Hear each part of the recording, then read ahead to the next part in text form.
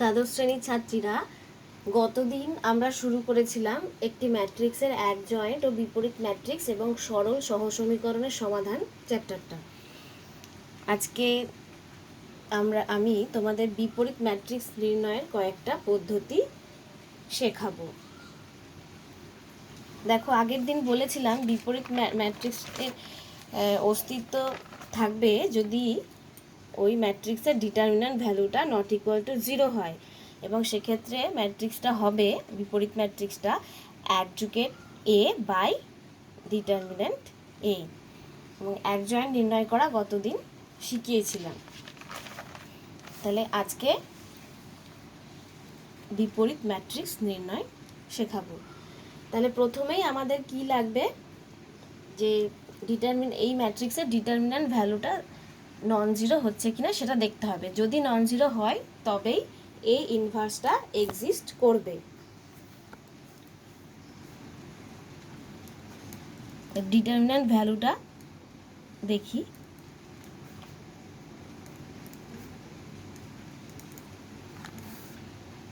One into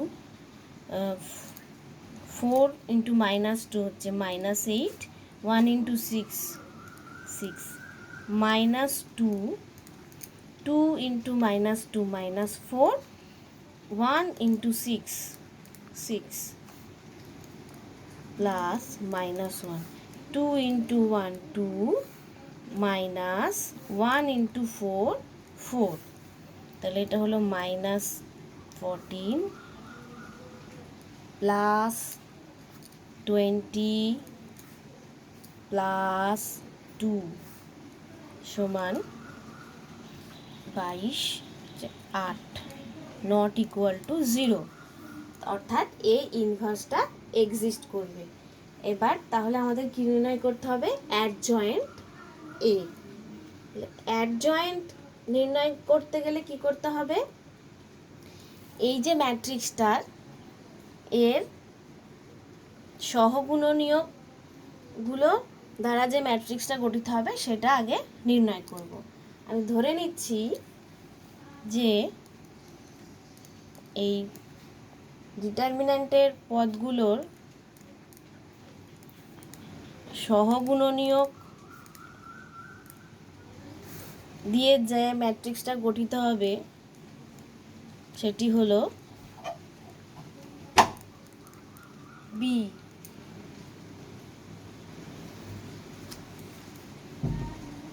তাহলে B ম্যাট্রিক্সটা নির্ণয় করি।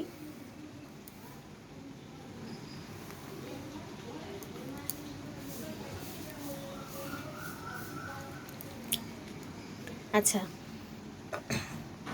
1 এর সহগুণনীয় কি হবে, 1 যে সারি আর স্তম্ভে রয়েছে সেটা বাদ দিলে যে পদগুলো আছে সেগুলো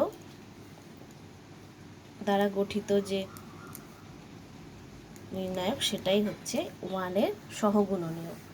তারপর 2 এর সহগুণনীয় কি হবে, তা বাদ দিলে 2 6 1 -2, 2 6 1 -2। সহগুণনীয়কের চিহ্নগুলো পরে বসাচ্ছি। -1 এর সহগুণনীয়ক 2 4 1 1, 2 4 1 1। 2 এর সহগুণনীয়ক 2 -1 1, 2 -1 1 -2। 4 এর 1 -1 1 -2, 1 -1 1 -2। নেক্সট 6 এর 1 2 1 1,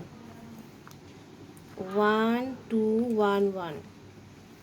নেক্সট 1 এর 2 -1 4 6, 2 -1 4 6। 1 2 -1 6, 1 না সরি 1 এর হচ্ছে সহগুণনীয়ক 1 -1 2 6, 1 -1 2 6। আর লাস্ট -2 এর সহগুণনীয় এই সারি আর স্তম্ভ বাদ দিলে 1 2 2 4 1 2 2 4। এবার চিহ্নগুলো বসাচ্ছি। এটা হবে প্লাস, প্লাস চিহ্ন আর বসাচ্ছি না, minus plus minus plus minus plus minus. তাহলে বি ম্যাট্রিক্সটা কি পাচ্ছি?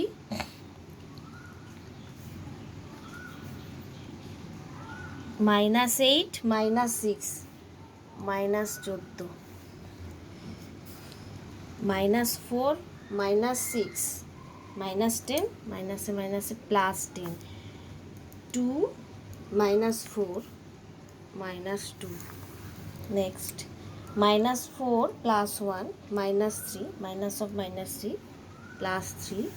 এইভাবে দেখো পরেরটা হচ্ছে -2 +1 -1 1 -1 1 -2, তাহলে -1 বাইরে মাইনাস, তাহলে +1 12 +4 16 6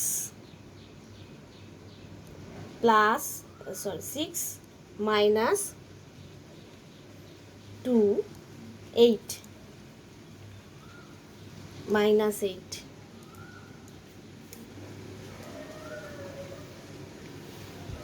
আর 4 -4 0। তাহলে এবার বি ট্রান্সপোজ যেটা পাবো সেটাই হবে অ্যাডজয়েন্ট এ বা অ্যাডজুকেট এ। তাহলে অ্যাডজুকেট এ সমান বি ট্রান্সপোজ সমান কত? -14 3 16 10 -1 -8 -2 1 0। তাহলে এ ইনভার্সটা কত? অ্যাডজয়েন্ট এ বাই ডেট এ। তাহলে অ্যাডজয়েন্ট এ বসিয়ে দিই,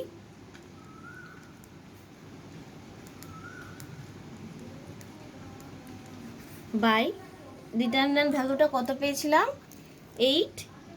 এর অর্থ এই ম্যাট্রিক্সের প্রত্যেকটা এলিমেন্টকে 8 দিয়ে ভাগ করতে হবে। তাহলে কি পাবো? -14/8 3/8 16/8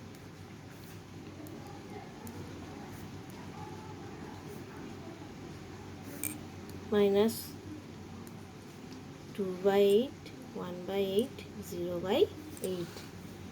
তাহলে কত পেলাম? -7/4 3/8 2 -5/4, সরি তো মাইনাস ছিল না, -1/8 -1 -1/4 1/8 0। তাহলে এটাই হলো আমাদের নির্ণেয় এ ইনভার্স। তাহলে আমরা প্রথমে কি করব? যে ম্যাট্রিক্সটা দেবে তার ডিটারমিন্যান্ট ভ্যালুটা বার করব। যদি সেটা নন জিরো হয়, অর্থাৎ ম্যাট্রিক্সটা যদি নন সিঙ্গুলার হয়, তবেই এ ইনভার্স এক্সিস্ট করবে। এ ইনভার্সটা কত? এ ইনভার্স হচ্ছে অ্যাডজুকেট এ বাই ডেট এ। তার মানে আমাকে ম্যাট্রিক্সটার অ্যাডজুকেট বার করতে হবে।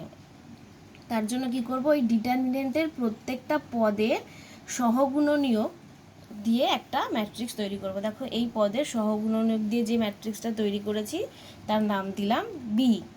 এবার বি ট্রান্সপোজ বার করবো। এই বি ট্রান্সপোজটাই হলো অ্যাডজুকেট এ। তাহলে আমরা অ্যাডজুকেট এ পেয়ে গেলাম, আগে ডিটারমিন্যান্ট ভ্যালুটা পেয়ে গেছিলাম, সেখান থেকে এ ইনভার্স নির্ণয় করলাম। নেক্সট আরেকটা পদ্ধতি দেখো, সেটা হচ্ছে প্রাথমিক সারি বা স্তম্ভ রূপান্তর সমূহের সাহায্যে একটি নন সিঙ্গুলার ম্যাট্রিক্সের বিপরীত নির্ণয় পদ্ধতি।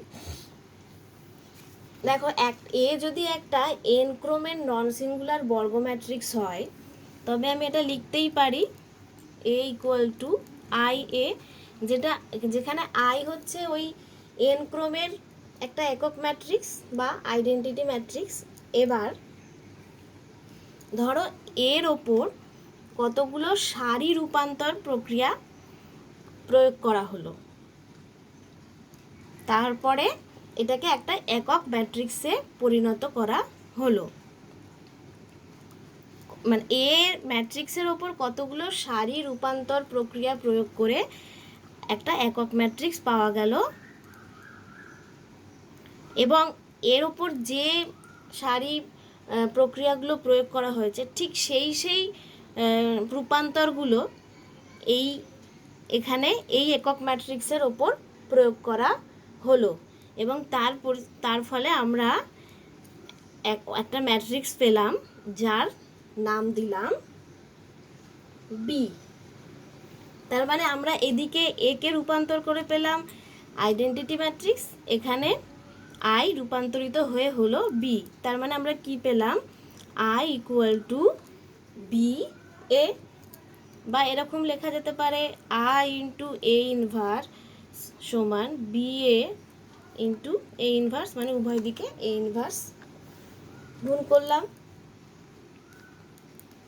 তাহলে এটার অর্থ এ ইনভার্স বি ইন্টু এই লাইনটা থেকে এটা লেখা যায়, এটা সংযোগ নিয়ম প্রক্রিয়া প্রয়োগ করে পাবো।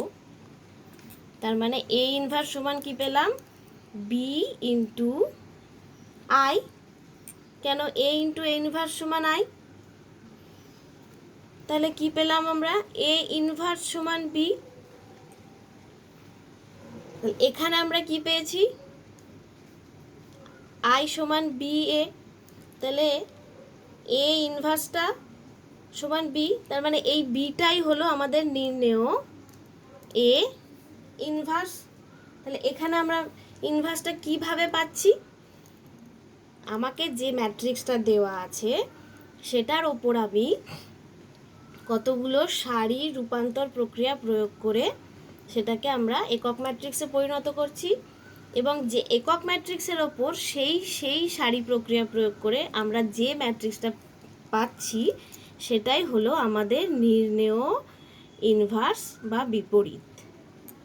এবার সারি প্রক্রিয়া প্রয়োগ করেছি, যদি বলে দেওয়া থাকে যে স্তম্ভ রূপান্তরের সাহায্যে বিপরীত নির্ণয় করো, সেক্ষেত্রে আমরা শুধুমাত্র স্তম্ভ রূপান্তরই এর ওপর প্রয়োগ করব, যেটা বলে দেওয়া থাকবে সেটাই প্রয়োগ করতে হবে। যদি বলে দেওয়া থাকে সারি রূপান্তর সমূহ প্রয়োগ করো, তাহলে সারি রূপান্তর প্রয়োগ করতে হবে, আর যদি স্তম্ভ বলে দেওয়া থাকে সেক্ষেত্রে স্তম্ভ প্রয়োগ করতে হবে।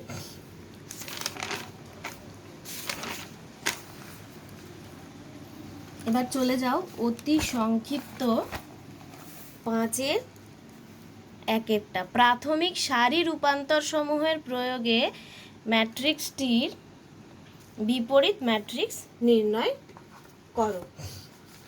তার মানে শুধুমাত্র সারি রূপান্তর প্রয়োগ করা যাবে। তাহলে এটার আমরা নাম দিলাম এ, এই ম্যাট্রিক্সটাকে এ নাম দিলাম। তাহলে আমরা জানি যে এ সমান আই এ, বা এবার এই ম্যাট্রিক্সটা লিখছি, এখানে আই হচ্ছে দ্বিতীয় ক্রমের ম্যাট্রিক্স, যেহেতু এ একটা দ্বিতীয় ক্রমের বর্গ ম্যাট্রিক্স। এবার কি করব, তাহলে এটার ওপর কতগুলো সারি রূপান্তর প্রয়োগ করব যাতে এটা একটা একক ম্যাট্রিক্সে পরিণত হয়, এবং সেই সারি প্রক্রিয়াগুলো এই একক ম্যাট্রিক্সের ওপর প্রয়োগ করে আমরা বিপরীত ম্যাট্রিক্স নির্ণয় করব। তাহলে আমাদের উদ্দেশ্য হচ্ছে এটাকে একক ম্যাট্রিক্সে পরিণত করা।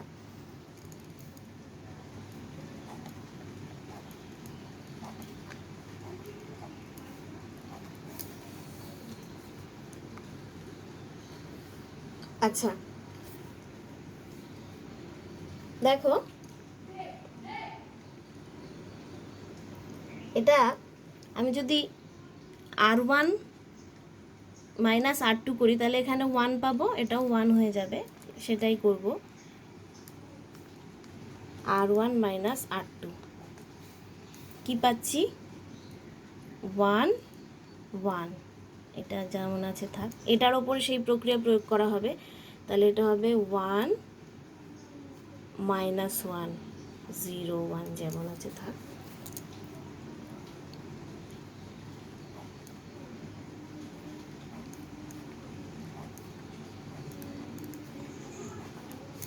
দেখো আমাকে তো এটাকে 0 করতে হবে, তাহলে এটা কীভাবে 0 হবে?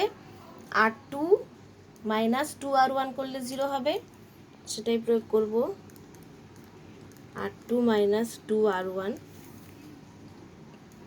তাহলে এটা হচ্ছে R2 মাইনাস 2R1 করলে এটা 0, আর এটা হবে 3 মাইনাস 2 সমান 1।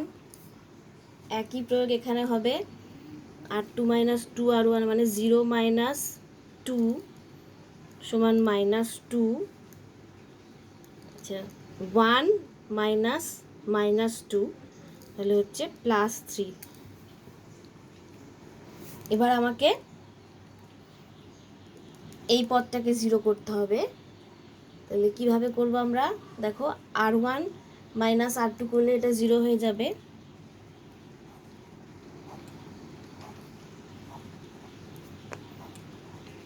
R1 মাইনাস R2, তাহলে পেলাম 1 0 0 1। তাহলে R1 মাইনাস R2 করলে এখানে কি পাচ্ছি? 1 মাইনাস -2 মানে 1 প্লাস 2 সমান 3, আর এটা হচ্ছে -1 -3 -4। তাহলে এদিকটা আমার একক ম্যাট্রিক্সে পরিণত হয়ে গেছে। তাহলে এটাই হলো নির্ণেয় এ ইনভার্স। তাহলে নির্ণয় এ ইনভার্স সমান 3 -2 -4 3। এটা আমরা কিভাবে পেলাম? প্রাথমিক সারি রূপান্তর সমূহের প্রয়োগে। এবার একটা দেখি স্তম্ভ রূপান্তর সমূহের সাহায্যে কিভাবে বিপরীত ম্যাট্রিক্স পাওয়া যাবে। এটা দেখো অতি সংক্ষিপ্ত 8-এর 2-এরটা।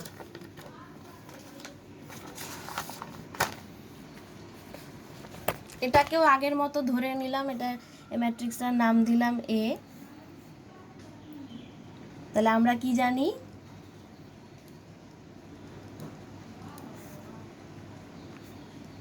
এ সমান আই, যেখানে আই হচ্ছে এখানে একটা 3/3 একক ম্যাট্রিক্স।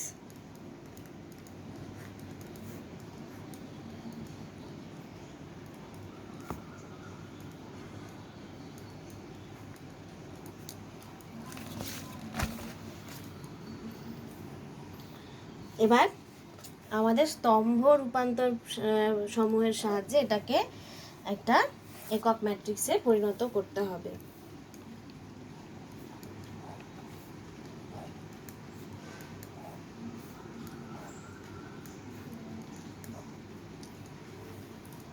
দেখো আমি যদি C2 মাইনাস 2C1 করি তাহলে এটা 0 হয়ে যাবে, C2 মাইনাস 2C1। আর C3 মাইনাস 3C1 করলে এটা 0 হবে, C3 মাইনাস 3C1। তাহলে 1 1 -1, আচ্ছা এটা হচ্ছে C2 মাইনাস 2C1, তাহলে এটা হলো 0। আচ্ছা C2 মাইনাস 2C1 করলে এটা হবে 1, C2 মাইনাস 2C1 এটা হচ্ছে 3 হবে। তারপর হচ্ছে C3 minus 3C1, C3 minus 3C1 এটা 0 হলো, C3 মাইনাস 3C1 এটা -4, C3 মাইনাস 3C1 এটা হবে -4। তাহলে এগুলোই এই ম্যাট্রিক্সের ওপর প্রয়োগ হবে। প্রথম স্তম্ভটা লিখে নিই। Next C2 minus 2C1, C2 minus 2C1 -2, C2 minus 2C1, C3 minus 3C1, C3 minus 3C1 -3, C3 minus 3C1 0, C3 minus 3C1 এটা 1।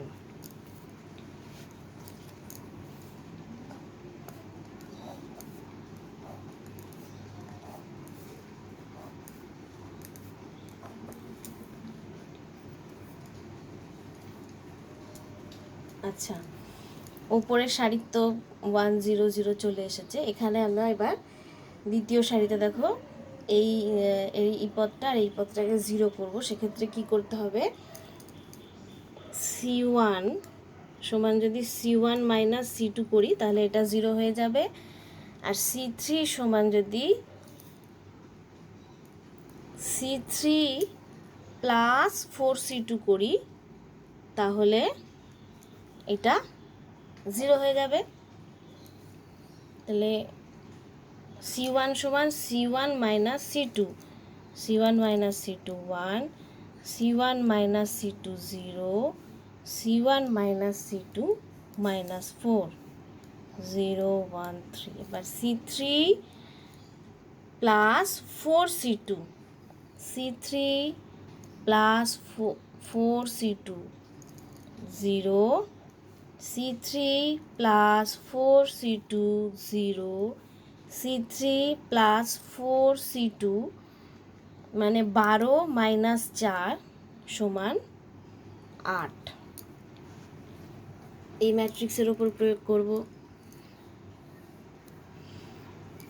আচ্ছা, তাহলে C1 সমান C1 minus C2, C1 minus C2 মানে হচ্ছে 3, C1 minus C2 minus 1, C1 minus C2 0, minus 2 1 0। C3 কি পাচ্ছি, C3 plus 4C2, C3 plus 4C2 মানে minus 3 minus 8, তাহলে মাইনাস 11।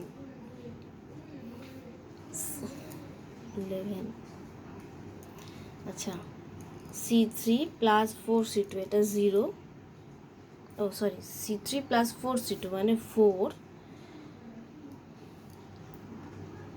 এটা 1।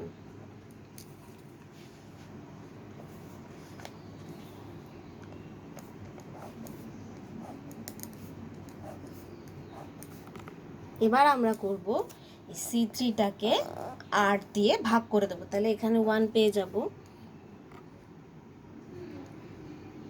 C3 বাই 8,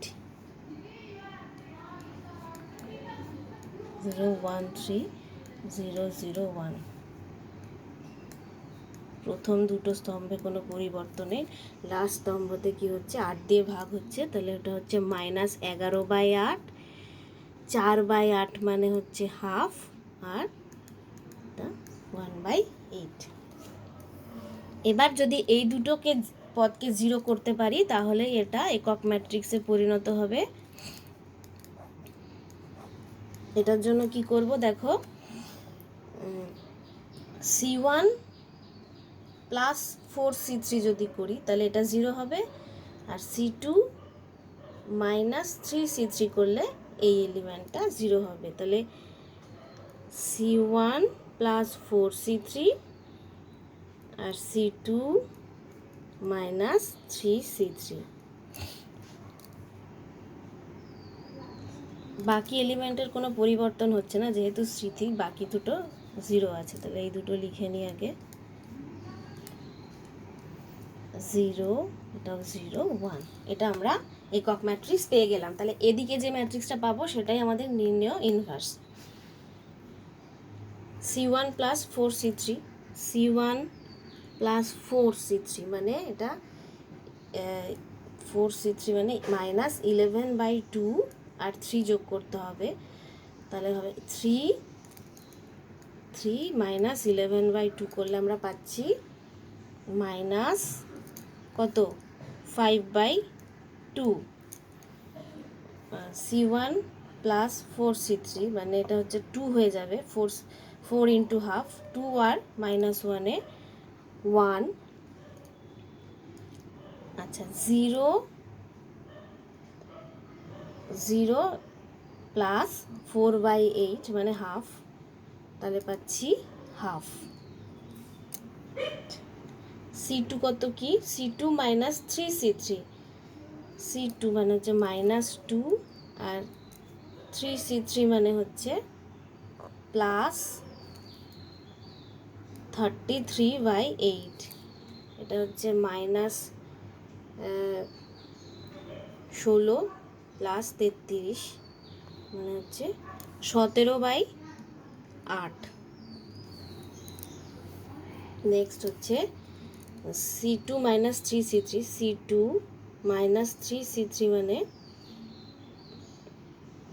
1 মাইনাস 3/2, তাহলে হচ্ছে -1/2,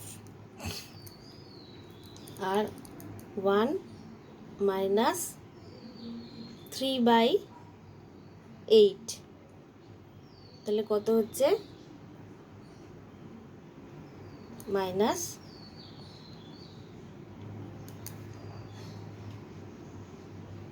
এটা তো 0 ছিল, এটা হচ্ছে 0 ইন্টু 0 প্লাস -3/8, তাহলে হচ্ছে -3/8, -11/8, হাফ, 1/8। তাহলে আমরা এখানে এদিকে যেহেতু একক ম্যাট্রিক্স পেয়ে গেছি, তাহলে এটাই আমাদের নির্ণয় ইনভার্স। তাহলে এটাকে যদি আমি 1/8টা কমন নিই এখান থেকে, তাহলে কি পাচ্ছি, এই ইনভার্সটা 1/8 কমন নিয়ে নিলাম, তাহলে এর উপরে হচ্ছে -20, 8, 4, 17, -4, -3, -11, 4, 1। এটাই নির্ণয় ইনভার্স ম্যাট্রিক্স। তাহলে কি করলাম, আমরা যে ম্যাট্রিক্সটা দেওয়া আছে সেটার নাম দিলাম এ, যেহেতু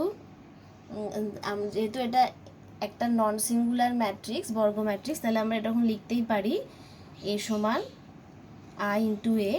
তারপর এই এর ওপর কতগুলো স্তম্ভ রূপান্তর সমূহ প্রয়োগ করলাম, এবং ওই একই স্তম্ভ রূপান্তরগুলো এই একক ম্যাট্রিক্সের ওপর প্রয়োগ করলাম। তাহলে এখান থেকে আমরা পেলাম একক ম্যাট্রিক্স ওই স্তম্ভ রূপান্তর সমূহ প্রয়োগ করে, এবং সেক্ষেত্রে এই একক ম্যাট্রিক্সটা পরিবর্তিত হয়ে আমরা এই ম্যাট্রিক্সটা পেলাম। এই ম্যাট্রিক্সটাই হলো নির্ণেয় ইনভার্স। তোমাদের যদি ক্যালকুলেশন করতে অসুবিধা হয় একসাথে দুটো ম্যাট্রিক্স, সেক্ষেত্রে তোমরা একটা কাজ করতে পারো, এই প্রথমে এই রূপান্তরগুলো শুধুমাত্র এই এ ম্যাট্রিক্সের ওপর প্রয়োগ করে একক ম্যাট্রিক্সটা নির্ণয় করে নিলে, তারপরে ওইগুলো যেগুলো তো লেখাই থাকবে রূপান্তরগুলো, ওগুলো একক ম্যাট্রিক্সের ওপর পরে প্রয়োগ করে ইনভার্সটা নির্ণয় করলে, তাহলে তোমাদের অতটা জটিল মনে হবে না। আশা করি তোমরা এটুকুন বুঝতে পেরেছো। যদি কোনো ডাউট থাকে তাহলে গ্রুপে অবশ্যই জানাবে।